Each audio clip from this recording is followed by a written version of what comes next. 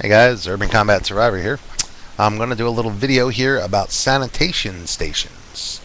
What is it? Why do you need to make one? And why does it rhyme? All three things are important. Okay. A sanitation station is a place where you can clean the outerwear, particularly shoes, of people that are going to be entering your safe zone, your primary core safe zone, your house, whatever it is for you. Now let me explain my thinking. People, if and when there is a breakdown of the rule of law, are not going to take action for the most part. Unless you're already ready for this situation, what most people are going to do is they're going to try to live their lives as best they can. First, they'll be going to work, and then when work is no longer there, they'll be waiting still for the government to come in like the cavalry, galloping on their white horses to rescue them. You saw the hell out of that in Hurricane Katrina. You also saw some of that in the LA riots of '92. So when the police pulled out in LA, most people were screwed. When the police pulled out in Katrina, all the people were screwed. Anyone left was pretty much screwed. What happens is there's a certain mindset. It's of course more prevalent among certain populations in an urban environment than others, but they're going to wait for the government to come in. That means they're going to continue using the now useless or unused infrastructure as best they can. For a while, water is still going to run.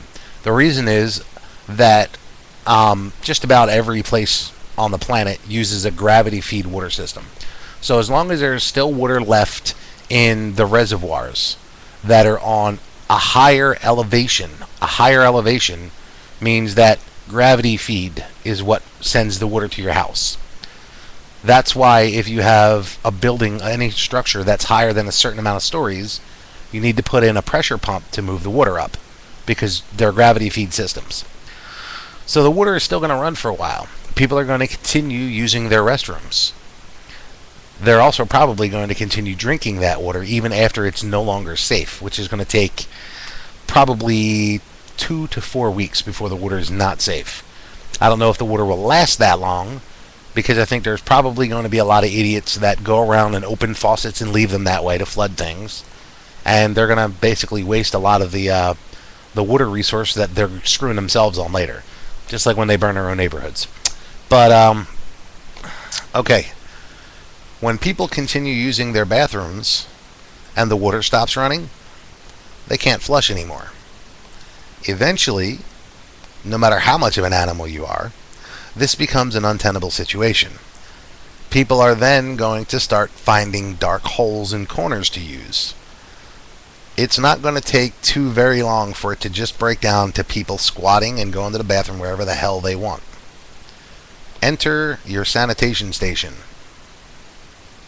Whenever you leave your home, you have to do so with the full understanding that you have to be careful of everything you touch and step in. Because there are a friggin' boatload of human diseases that can be carried through human waste and transmitted that way. Not the least of which is E. coli. That's the one most of you know about, and that'll get you really sick. And if not treated, I believe it can kill you. So when you create a sanitation station, for me, my plan for it is, we already talked about the water purification in one of my other videos, and I mentioned that it will double as bleach. Bleach is a very good disinfectant. I plan on setting up a sanitation station whereby anyone that's going to enter the building that has been out beyond my safe zone perimeter points that I know is clean, or relatively normal dirt, but not, human shit, they're going to have to scrub their shoes, take them off, and rest them in that pan and let that bleach work on that. People are going to need to regularly clean their shoes. A good plan for this is to have inside shoes and outside shoes, if you can swing it. A pair of flip-flops is great for inside, if it's not winter and you're not freezing. But you need to clean, particularly your shoes and the bottoms of your pants cuffs. Anytime you go out, or anybody goes out on patrol, you go out on a recon mission, you go out to try to find toilet paper, whatever it is you're going to do, when you come back, you need to clean your shoes, and don't bring them in. Not until they're clean. You're going to be tracking in all kinds of nastiness: vomit, feces, urine, blood, etc. All of which carry disease. So, why does it rhyme? Because for some reason, the way the human memory works, if something rhymes or matches a tune, you remember it. So Sanitation Station is something that you'll get used to saying. It flows easily off the tongue, and it's something that can be conveyed easily to others that you may be planning on dealing with. So it sticks in your head a little better. Sanitation Station. There are probably going to be a majority of people out there who haven't thought of the realities of all the diseases that they're probably going to be tracking back in if and when they leave their home. So now it's something for you to think about. For me, it's an easy addition to my preparation because I already have the water purification system that I talked about in one of my other videos.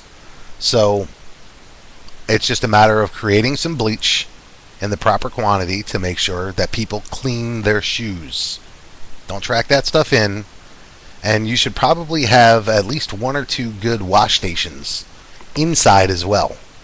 Because when there's no emergency room to go to, sanitation goes up in importance. Yeah, you should be sanitary now. But now you can go to the doctor and get a shot of antibiotics if you need to. If and when there's a breakdown of the rule of law, that is no longer a viable option. And if you have put antibiotics away, you still don't want to waste them because you were too lazy or unprepared or in the wrong mindset to simply wash your damn hands. To simply have a sanitary station at the front of your, or whatever entrance of your safe zone, where people can change out their shoes and not drag nastiness into the place where people should be able to be in relative comfort. Relative meaning there aren't people shooting at you and trying to murder you for your shoes or your jacket. So, something for you to think about. I probably made way too long of a video about it, but I think I'm going to leave it sit. Urban Combat Survivor, signing off.